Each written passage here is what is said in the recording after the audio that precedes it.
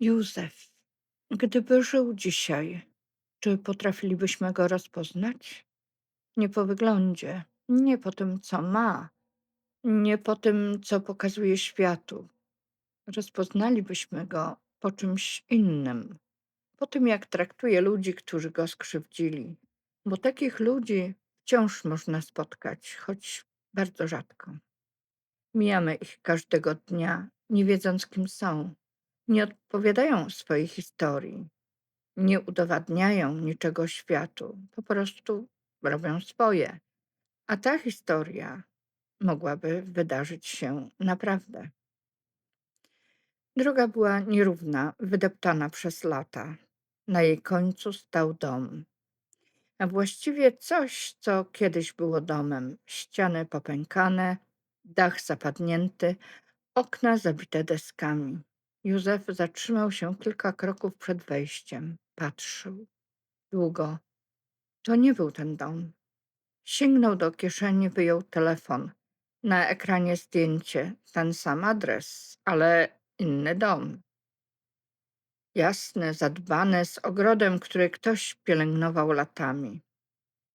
Spojrzał jeszcze raz na to, co miał przed sobą. To jakaś pomyłka. Nie, odezwał się głos za jego plecami. Józef odwrócił się powoli. Ojciec i bracia. Mama nie zostawiłaby czegoś takiego. Zostawiła ci dokładnie to, co podpisałeś, odpowiedział drugi chłodno. Przez chwilę nikt się nie ruszył.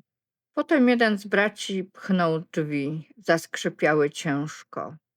Weszli do środka. Powietrze było wilgotne, ciężkie. Zapach starego drewna i kurzu uderzył ich od razu. Na środku stał stół, krzywy, rozklekotany, a na nim dokumenty, grube, równo ułożone, jakby czekały. No przecież podpisałeś, odezwał się jeden z braci. Zrzekłeś się firmy w zamian za dom matki. Józef przeniósł wzrok na papiery. Nazwisko się zgadzało, podpis się zgadzał. Wszystko się zgadzało, tylko nic się nie zgadzało. To nie jest dom matki, powiedział cicho. To ten, który został ci zapisany, padła odpowiedź. Cisza zapadła natychmiast, ciężka, ostateczna. Józef spojrzał na nich ze smutkiem. Nie miał już siły przekonywać, zabiegać o ich względy, szukać tego, czego nie chcieli mu dać. Chciał już tylko spokoju. Po chwili bracia i ojciec odjechali, a Józef został sam i po raz pierwszy od dawna poczuł się wolny, jak nigdy dotąd. Potem zakasał rękawy i zabrał się do pracy. Poranek nie przychodził tu nagle. Najpierw nad polami podnosiła się cienka, mleczna mgła. Ziemia oddychała wilgocią po nocy. Stara pochylona chałupa na końcu polnej drogi wyglądała tak, jakby trzymała się świata już tylko z przyzwyczajenia. Na łóżku przykryty starym kocem leżał młody mężczyzna. Nie spał już, patrzył w sufit, słuchając, jak wiatr przeciska się między deskami. To był Józef. Miał teraz około 30 lat. Twarz spokojną, zmęczoną bardziej pracą niż życiem. Nie było w nim rezygnacji. Było coś innego, coś, co przypominało cierpliwość drzewa stojącego w polu podczas zimy. Józef usiadł powoli. Spojrzał na dłonie, szorstkie, popękane, pełne drobnych ran. Dłonie człowieka, który wszystko musiał zacząć od początku. Wstał, narzucił na siebie roboczą kurtkę. Przeszedł do prowizorycznej kuchni, gdzie na blacie stał emaliowany czajnik i kawa rozpuszczalna, przesypana do słoika po ogórkach. Włączył małą płytę elektryczną. Czekał, aż woda zacznie drżeć. Za oknem szarzało. Józef wyszedł przed dom. Przed nim rozciągał się kawał ziemi, który jeszcze 3 lata temu wszyscy nazywali ugorem. Miejscowi mówili, że tu nic nie urośnie, że ziemia jest wyjałowiona, że wcześniej stały tu stare zabudowania, potem wszystko zarosło, zbutwiało i umarło. On wiedział, że ojciec i bracia oszukali go. Świadomie. Zabrali mu dom po matce, a zamiast niego zostawili ruinę.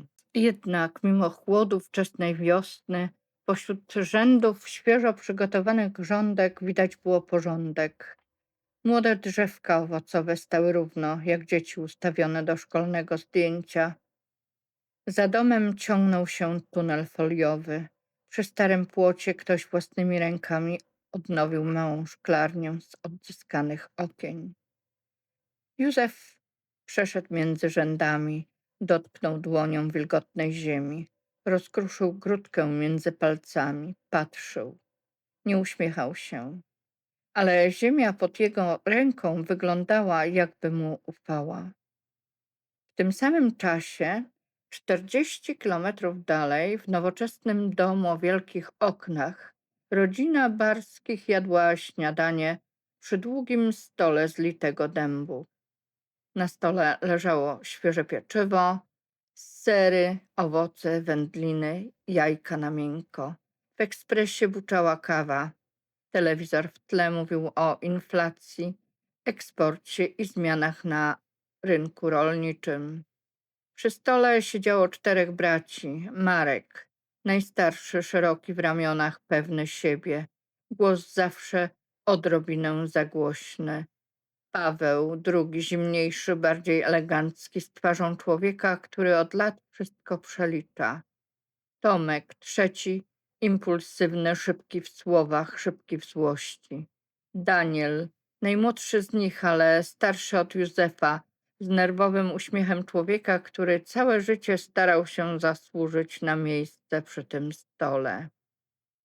Na czele siedział ojciec, Stanisław Barski, mężczyzna po 60, wciąż wyprostowany, wciąż twardy w oczach. Jedno miejsce przy stole było puste. Nikt na nie nie patrzył. Słyszałem, że był u notariusza, rzucił Tomek, krojąc chleb. Kto? Spytał ojciec, choć wiedział. Józef. Paweł westchnął lekko. I po co mu notariusz? Żeby tę ruinę przepisać na myszy? Marek zaśmiał się krótko. Może sprzeda komuś ten swój raj. Ojciec nie podniósł wzroku z nad filiżanki. Dostał ziemię, dostał dach nad głową, dostał więcej niż powinien. Dostał to, czego nikt nie chciał, powiedział Daniel ciszej, zanim zdążył ugryźć się w język. Przy stole zrobiło się cicho. Ojciec spojrzał na niego długo. I dlatego powinien być wdzięczny. Daniel spuścił wzrok. Telewizor mówił dalej o trendach światowych, o zmianie modeli dystrybucji, o nowych technologiach, które mogą wstrząsnąć rynkiem żywności. Barscy od lat zajmowali się handlem żywnością. Kupowali od rolników i sprzedawali dalej do sklepów, hurtowni, sieci. Pośredniczyli i przez długi czas bardzo dobrze na tym zarabiali. Nikt jeszcze nie wiedział, że ta zmiana dotyczy właśnie ich. Słońce było już wyżej, kiedy Józef naprawiał ogrodzenie od strony drogi. Drut przecinał mu rękawice. Przy drodze zatrzymał się samochód, niewielki, granatowy. Wysiadła z niego kobieta. Miała ciemny płaszcz i włosy związane nisko, niedbale. Nie była stąd, ale nie wyglądała też jak ktoś obcy temu miejscu. Jakby znała i miasto, i wieś, i potrafiła chodzić między jednym a drugim. Józef odwrócił się. Dzień dobry, powiedziała. Dzień dobry. Spojrzała na sadzonki, na uporządkowaną ziemię, na odnowioną szklarnię.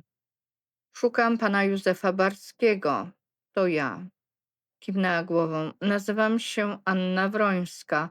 Przyjechałam z fundacji, która wspiera małe gospodarstwa i lokalne inicjatywy. Ktoś powiedział mi o panu. Nie wierzyłam. Józef oparł dłonie na młotku. W co pani nie wierzyła? Anna rozejrzała się jeszcze raz, że można było z tego miejsca tyle wyciągnąć. Józef spojrzał na ziemię, nie na nią. Jeszcze niewiele wyciągnąłem. To, co widać, to i tak dużo. Milczał chwilę. Ludzie lubią mówić, że Ziemia jest zła. Czasem po prostu nikt z nią długo nie rozmawiał. Anna uśmiechnęła się lekko. To brzmi dziwnie. Czasem prawda brzmi dziwnie. Patrzyła na niego trochę dłużej niż wypadało. Mogę zobaczyć? Zapytała. Co? Wszystko. Józef wzruszył ramionami. Nie ma tu nic do oglądania. To zdecyduję sama. Przeszli między grządkami. Anna zadawała pytania, niepowierzchowne. Pytała o rodzaj gleby, o nawodnienie, o odmiany drzew, kompost, o koszty odbudowy szklarni. Józef odpowiadał krótko, ale precyzyjnie, bez popisywania się, jak ktoś, kto nie chce imponować, tylko rozumie to, o czym mówi. Przy tunelu foliowym Anna zatrzymała się. Uczył się pan tego wszystkiego sam? W większości. W większości? Józef spojrzał na chałupę. Wieczorami studiuję zdalnie. Agroinformatyka, modelowanie upraw, trochę analizy danych. Trochę? Wystarczająco.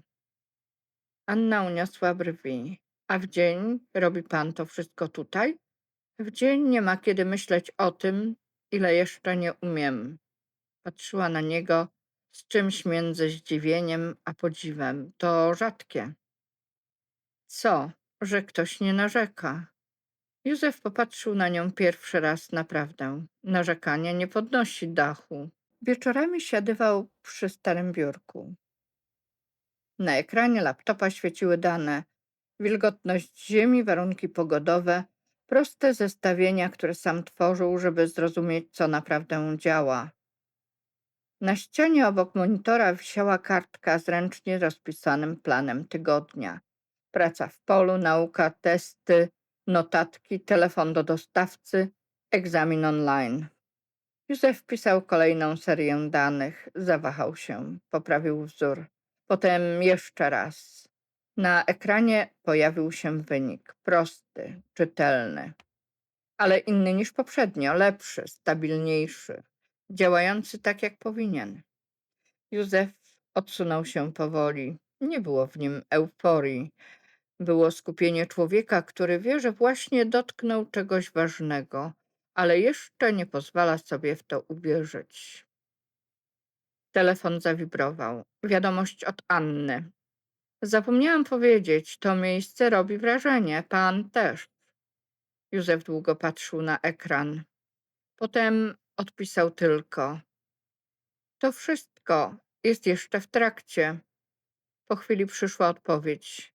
Może dlatego jest prawdziwe. Pan też. Józef odłożył telefon. Przez moment siedział nieruchomo. Potem wrócił do pracy. Minęły miesiące. Lato przyszło pełne, sad zaczął pachnieć liśćmi i ciepłem. W szklarni pomidory dojrzewały ciężko od słońca. Na grządkach wszystko rosło równo, zdrowo, jakby ziemia czekała latami właśnie na tę jedną parę rąk. Anna przyjeżdżała coraz częściej. Najpierw służbowo, potem już nie tylko. Przywoziła książki, raz nowy sekator, raz termos z kawą i drożdżówki z piekarni w miasteczku. Czasem siadała na schodach przed chałupą, a Józef siadał obok niej po pracy, milczący, brudny od ziemi, zmęczony i spokojny. Między nimi nie wydarzyło się nic gwałtownego, nie było wielkich wyznań, nie było pocałunków deszczu ani słów, które brzmią dobrze tylko w filmach. Była obecność. Jednego wieczoru siedzieli na ławce przed domem. Nad nimi niebo było ciemne i czyste. W oddali zaszczekał pies. Anna trzymała kubek herbaty w obu dłoniach. Mogę o coś zapytać? Powiedziała. Możesz. Dlaczego tu zostałeś? Józef patrzył przed siebie. Bo mnie tu wysłali. To nie jest odpowiedź. Milczał. Dobrze, powiedziała ciszej. Dlaczego nie wyjechałeś, kiedy zrozumiałeś, czym naprawdę jest to miejsce? Józef westchnął lekko.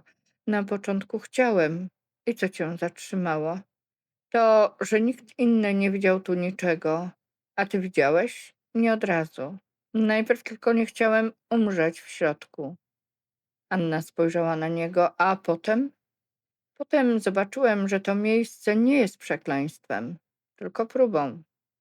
I zdałeś ją? Jeszcze nie wiem. Anna odstawiła kubek na schody. Twoja rodzina wie, co tu robisz? Wie tyle, ile chce wiedzieć. A odwiedzają cię? Rzadko. Przez chwilę słyszeli tylko świerszcze. To boli? Zapytała. Józef powiedział dopiero po długiej chwili. Bolało wtedy, kiedy wciąż czekałem, że któregoś dnia się odwrócą i powiedzą: źle zrobiliśmy.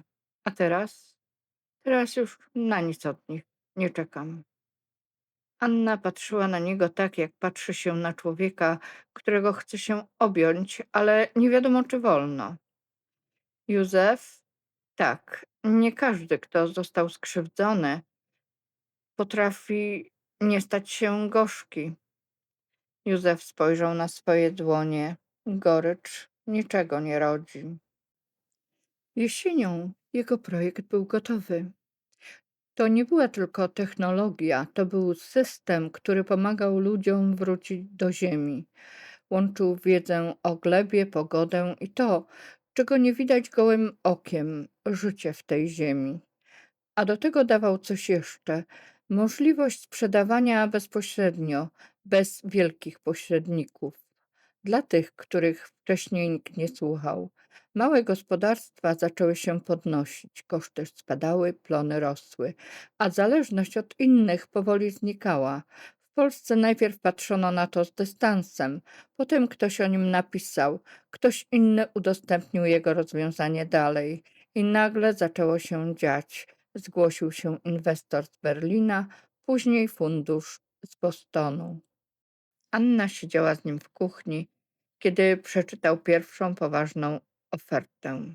To jest ogromne, powiedziała. Józef czytał mail drugi raz. Jeszcze nie. Nie udawaj, że nie rozumiesz, co się dzieje. Rozumiem, po prostu nie chcę oszaleć. Anna śmiała się cicho. To jest pierwszy rozsądny objaw, jaki dziś słyszę. Spojrzał na nią. Boję się tylko jednego. Czego? Że jeśli stąd wyjadę, to wszystko, co zbudowałem, okaże się snem. Anna pokręciła głową. Nie, to nie było snem. To było ziarnem i już wyrosło. W tym samym czasie firma Barskich zaczęła się chwiać. Najpierw zniknęły pojedyncze umowy, takie, które zawsze były pewne. Potem coś zaczęło się zmieniać. Sklepy i hurtownie przestawały zamawiać tak jak dawniej. Rolnicy, którzy przez lata byli od nich zależni, zaczęli szukać innych dróg. Towaru było coraz więcej, a chętnych coraz mniej. Pieniądze przestawały się zgadzać. Na naradach było coraz więcej krzyku. To chwilowe, mówił Marek. Nic nie jest chwilowe, jeśli trwa miesiącami, odpowiadał Paweł. Trzeba iść w nowe rozwiązania, rzucał Tomek. Za co? Pytał Daniel. Ojciec siedział na końcu stołu i milczał. Na ekranie zmieniały się liczby. Jedne znikały, inne pojawiały się na czerwono. I wtedy zaczęło wracać jedno nazwisko, coraz częściej. Józef Barski, Boston, Agrinowa Systems. Nowy model odbudowy lokalnej produkcji. Rozwiązanie wdrażane w kilku stanach i przygotowywane na rynek europejski. Daniel patrzył w ekran najdłużej. To on, powiedział. Nikt nie odpowiedział od razu. Potem Marek wstał tak gwałtownie, że krzesło zgrzytnęło o podłogę. To niemożliwe. Paweł już wiedział, że możliwe. Ojciec zamknął oczy tylko na moment, jak człowiek, który nagle usłyszał wyrok wypowiedziany własnym nazwiskiem. Przyszły chude lata. Dom rodziny Barskich nie był już miejscem pełnym pewności. Zaczęły się wyprzedaże. Najpierw auta, potem ziemia, potem udziały, rosły długi, telefony od wierzycieli, spotkania z prawnikami, wycofani partnerzy. Wielka firma zaczęła przypominać starą, rozpadającą się chałupę na końcu polnej drogi. Tylko że tym razem nikt nie miał cierpliwości, by ją odbudować. Ojciec zestarzał się nagle. Pewnego wieczoru siedzieli wszyscy przy stole, już nie tak obfitym jak dawniej. Jest możliwość, powiedział Paweł.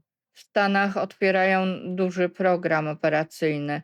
Szukają ludzi do restrukturyzacji, wdrożeń, zarządzania terenowego dla osób z doświadczeniem. Dla nas? Prychnął Tomek. Dla ludzi, którzy jeszcze umieją pracować, odpowiedział sucho Paweł. Marek patrzył w dokumenty. Kto to prowadzi? Paweł milczał chwilę za długo. Daniel odpowiedział za niego. On. Cisza była ciężka jak kamień. Ojciec odłożył łyżkę. Pojedziemy, powiedział. Tomek poderwał głowę. Po co? Żeby nas upokorzył? Ojciec spojrzał na niego chłodno. Upokorzenie to nie jest stanąć do pracy. Upokorzenie to nie umieć już nic poza pychą.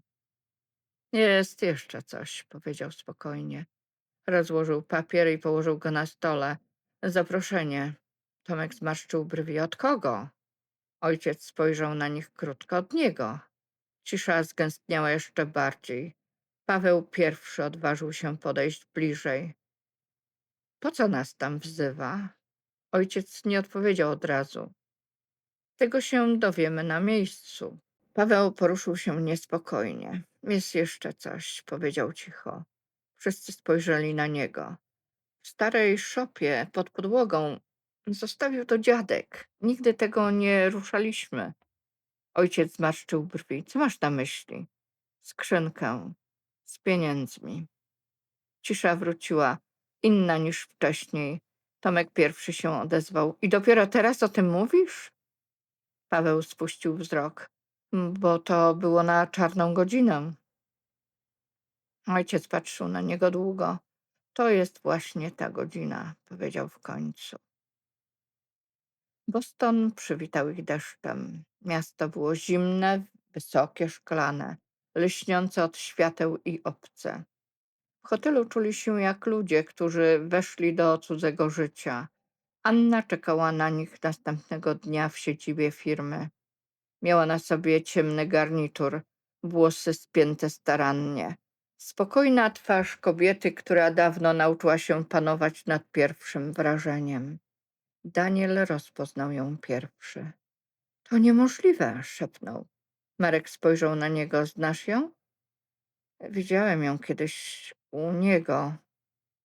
Anna podała im rękę profesjonalnie, jakby niczego nie pamiętała. Dzień dobry, nazywam się Anna Wrońska, jestem dyrektorką operacyjną. Panowie mają za chwilę rozmowę z prezesem. Tomek z trudem przełknął ślinę. Prezesem? Tak. Zaprowadziła ich do przestronnej sali konferencyjnej. Za wielkim oknem rozciągało się miasto. Na stole stała karafka z wodą. Na końcu sali przy ekranie ktoś siedział odwrócony tyłem. Mężczyzna w ciemnej marynarce, prosto, nieruchomo. Barscy weszli, usiedli. Anna została z boku. Przez kilka sekund słychać było tylko cichy szum klimatyzacji. Mężczyzna zaczął mówić po polsku. Dziękuję, że przylecieliście. Głos był spokojny, niższy niż dawniej, pewny, bez cienia pośpiechu. Marek zesztywniał. Paweł zamknął teczkę. Tomek wbił wzrok w stół. Daniel oddychał płytko. Mężczyzna wstał, odwrócił się. To był Józef. Nie przypominał już chłopaka z chałupy, ale też nim nie przestał być. W jego twarzy nadal było to samo milczenie, ta sama uważność, ten sam spokój człowieka, któremu nic nie trzeba już udowadniać. Nikt się nie odezwał. Józef spojrzał po nich po kolei. Nie triumfował, nie było w nim chłodu ani drwiny. To właśnie było najtrudniejsze, bo nie dawał im nawet tego, za co mogliby go znienawidzieć. Rozumiem, powiedział cicho, że podróż była długa. Marek wstał. Po co to wszystko? Chciałeś nas tu ściągnąć, żeby patrzeć? Usiądź, powiedział ojciec ostro. Marek zawahał się, usiadł. Józef nie zmienił tonu. Sprowadzono was tutaj, bo macie doświadczenie. Rynek się zmienia, ludzie też muszą się zmieniać. A ty? Syknął Tomek. Ty się nie zmieniłeś? Zmieniłem się bardzo, odpowiedział Józef. Ale nie w to, czego się po mnie spodziewaliście. Paweł odezwał się pierwszy rozsądnie. Dlaczego nam pomagasz? To pytanie zawisło w powietrzu jak coś ciężkiego i ostatecznego. Józef długo nie odpowiadał, podszedł do okna, spojrzał na miasto. Kiedyś myślałem, że jeśli jeszcze was kiedyś zobaczę, będę chciał usłyszeć od was wszystko, każdy powód, każde wyjaśnienie, każde przepraszam, którego wtedy nie umieliście powiedzieć. On wrócił się do nich. A potem minęły lata i zrozumiałem, że człowiek może przeżyć tylko wtedy, kiedy przestaje budować swoją przyszłość na cudzej winie. Nikt się nie poruszył. Nie pomagam wam dlatego, że zapomniałem. To dlaczego? Zapytał Daniel cicho. Józef spojrzał właśnie na niego, bo to, co zrobiliście, mogło mnie zniszczyć, a jednak stało się początkiem czegoś dobrego. Nie chcę być człowiekiem, który po latach oddaje światu to samo zło, które sam dostał. W oczach ojca pojawiło się coś, czego nikt u niego dawno nie widział, wstyd. Józef zaczął. Józef podniósł lekko rękę, nie po to, żeby go uciszyć brutalnie, po prostu, żeby nie pozwolić słowom zepsuć chwili. Nie będziemy wracać do wszystkiego dzisiaj, powiedział. Dziś jest rozmowa o pracy. Tomek roześmiał się krótko, bez radości. Pracy? Po tym wszystkim? Tak, odpowiedział Józef, pracy. To uczciwsze niż sąd. Anna otworzyła teczkę. Proponujemy 3-miesięczny okres próbny, powiedziała rzeczowo. Zakwaterowanie zapewnione, zakres obowiązków dostosowany do kompetencji. Każdy z panów będzie oceniany osobno. Osobno? Powtórzył Marek. Tak, powiedział Józef. Tu nazwisko nie wystarcza. To zabolało ich bardziej niż krzyk. Ojciec spojrzał na syna, a mnie? Zapytał. Józef milczał przez chwilę.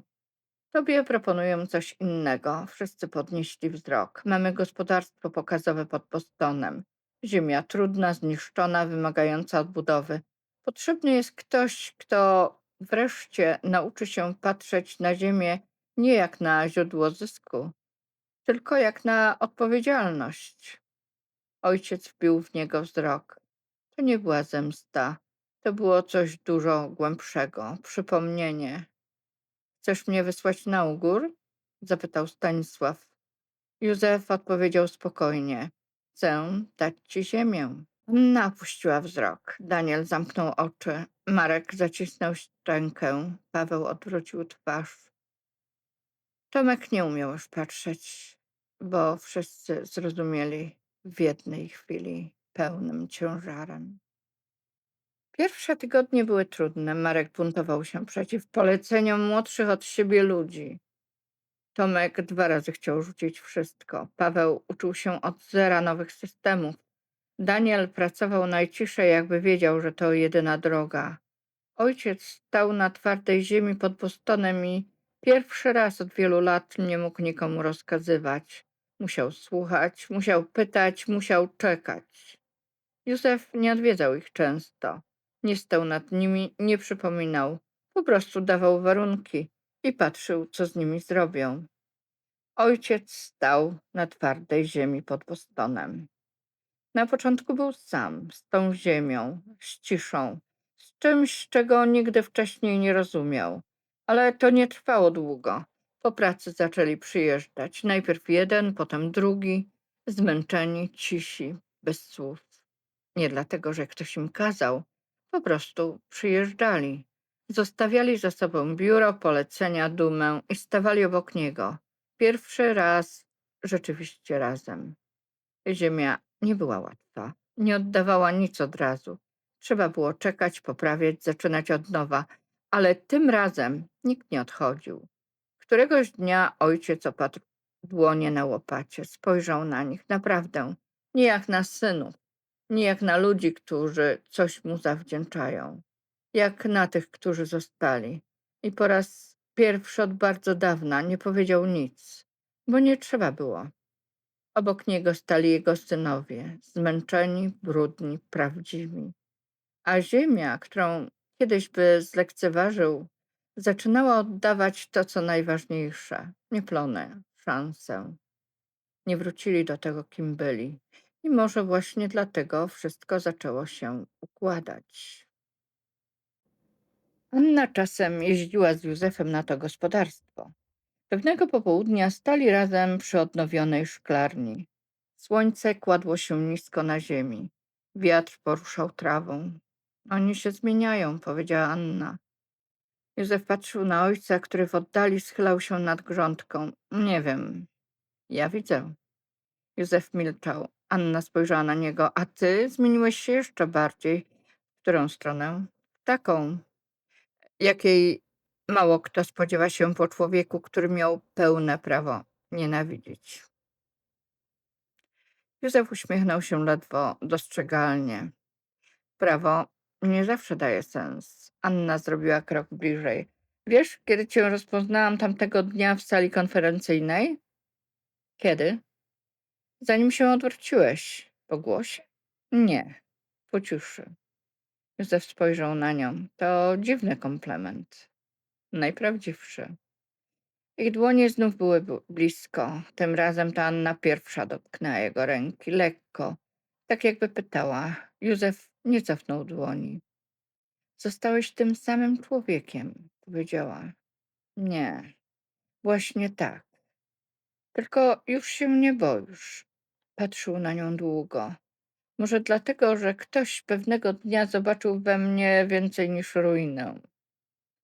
Anna uśmiechnęła się cicho. A może dlatego, że zawsze byłeś ogrodem, tylko inni widzieli u gór? Tym razem to on pochylił się pierwszy. Ich pocałunek był spokojny, bez pośpiechu, jak potwierdzenie czegoś, co rosło od dawna. Nadchodziła jesień. Na gospodarstwie pokazowym ziemia zaczęła odpowiadać. Pojawiły się pierwsze równe rzędy. W tunelach coś wzeszło. Stare błędy ustępowały miejsca cierpliwości. Pewnego wieczoru ojciec poprosił Józefa o rozmowę. Usiedli na ławce przed budynkiem gospodarczym. Niebo było ciężkie od chmur. W powietrzu wisiał zapach mokrej ziemi. Stanisław długo nic nie mówił. W końcu odezwał się cicho. Kiedy dałem ci tamto miejsce, wiedziałem, co robię. Józef patrzył przed siebie. Wiem. Nie myślałem, że z tego wstaniesz. Wiem. Ojciec przełknął ślinę. I nie zatrzymałem tamtych przy stole, kiedy się z ciebie śmiali, kiedy odbierali ci wszystko po kawałku. Nie zatrzymałem ich, bo było mi wygodnie mieć jednego syna mniej i jednego winnego więcej. Józef zamknął oczy na moment. Nie z bólu, z przyjęcia prawdy. Wiem, powiedział po raz trzeci. Ojciec spojrzał na swoje dłonie. Nie proszę cię o nic. Dobrze, ale musiałeś to usłyszeć ode mnie. Józef odwrócił twarz ku niemu. Tak, musiałem. Milczeli. Potem Stanisław zapytał, czy ty mi wybaczyłeś? Józef odpowiedział spokojnie, bez czułości, bez twardości. Wybaczenie nie cofa życia, nie oddaje lat, nie odbudowuje tego, czego nie było, ale pozwala nieść to dalej bez trucizny, więc tak, na tyle, na ile potrafiłem. Ojciec spuścił głowę, był mniejszy niż kiedykolwiek. Minęło trochę czasu. To, co miało się wydarzyć, wydarzyło się do końca. Każdy z nich coś stracił i każdy coś zrozumiał. Józef został tam, gdzie wszystko zaczął od nowa, na ziemi, którą sam przywrócił do życia. Pewnego dnia na podwórze wjechał samochód. Ojciec wysiadł pierwszy, bracia za nim. Chodź z nami, powiedział tylko. Józef spojrzał na nich uważnie. Dokąd? Ojciec zawahał się na moment. Chcę ci coś pokazać. Szli powoli, ta sama droga, ta sama ziemia. Józef zatrzymał się nagle. To nie jest ten dom. Spojrzał na ojca. To sąsiad. Ojciec pokręcił głową. Nie, chwila ciszy. To jest ten sam dom. Józef zmarszczył brwi. Popatrzył jeszcze raz. Nowe drewno, nowa elewacja, inne okna. Przebudowaliśmy go, żebyś go nie rozpoznał. Cisza. Józef nie ruszył się od razu. Jakby coś w nim nie chciało uwierzyć. Ojciec otworzył drzwi. Wejdź. Józef przekroczył próg i zatrzymał się. Stół, ściana, światło wpadające dokładnie tak samo. Nie zmieniło się nic. Oddech uwiązł mu w gardle. Odkupiłem go, powiedział ojciec cicho. Dla ciebie. Józef nie odwrócił się, patrzył tylko przed siebie. Dlaczego? Ojciec odpowiedział po chwili, bo pierwszy raz zrozumiałem, co ci zabrałem. Cisza. Wybacz mi. Józef zamknął oczy na moment. To już nie jest o domu, powiedział spokojnie. Ojciec skinął głową. Wiem. I to było najwięcej, co mogli sobie powiedzieć. Ostatnia scena rozgrywa się o świcie. Nie w Bostonie, nie w sali konferencyjnej, nie wśród pieniędzy, na ziemi. Mgła unosi się nisko nad odrodzonym gospodarstwem. Rzędy drzew stoją cicho, równo. Na liściach osiada światło. Józef idzie między grządkami, nie sam. Obok niego idzie Anna. Kilka metrów dalej pracują jego bracia. Nie jak panowie, jak ludzie. Ojciec stoi przy płocie i poprawia drewnianą belkę. Powoli, starannie, jakby każda prosta linia miała znaczenie. Słońce dopiero się budzi. Ptaki przecinają powietrze krótkim ruchem skrzydeł. Ziemia pachnie nowym dniem. Józef zatrzymuje się na środku pola, patrzy na to, co było ruiną, na to, co stało się pracą, na to, co mogło zamienić się w zemstę, a zamieniło się w porządek. Anna splata swoje palce z jego. Józef nie mówi nic, nie musi. Bo czasem największe zwycięstwo nie polega na tym, że ktoś upadł, tylko na tym, że ty, mając pełne prawo oddać ból za ból, wybrałeś, by z tego samego miejsca wyrosło dobro. Czy ta historia przypomina wam kogoś? A może kogoś, kogo znacie? Może was samych? Czy nie jest tak, że w każdym człowieku, który został skrzywdzony przez najbliższych, jest coś z Józefa? Coś, co mogło się zamknąć albo odpłacić tym samym, bo przecież mógł się zemścić. Ale czy to naprawdę coś by zmieniło? Czy oddałoby mu to, co stracił? Czy sprawiłoby, że wróciłby tamten dom, tamto miejsce, tamto poczucie, że ma dokąd wracać? A jednak wybrał inaczej. I może właśnie dlatego doszedł tam, gdzie inni nie potrafili dojść. Nie przez to, co mu dano, ale przez to, czego nie pozwolił sobie odebrać.